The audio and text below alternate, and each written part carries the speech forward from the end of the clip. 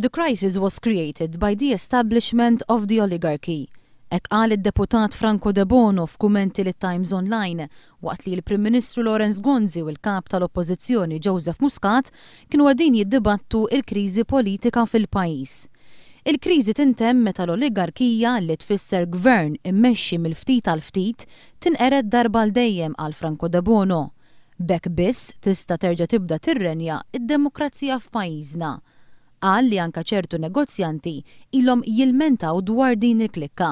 Tkellem dwar il-meritokrazija fejn persuni jingħataw dak li jixirqilhom abbażi tal-ħiliet tagħhom u qal li f'pajjiż żgħir bħal tagħna il-meritokrazija hija kruċjali. Reġa' fakkar fid-deċiżjonijiet ħżiena li jittieħdu tul dawn l-aħħar snin fosthom l-onorarja, l-estensjoni tal-Power Station ta' Dellimara u r-riforma fit-trasport pubbliku.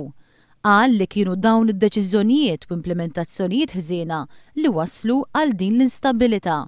Franco De Bono wera t-tama tiegħu li l-gvern jiffoka wkoll fuq il-finanzjament tal-partiti. F'pajjiżi oħra temm jgħid Franco De Bono il-liġi dwar il-finanzjament tal-partiti tajn biex tipprevjeni il-formazzjoni tal-oligarkija.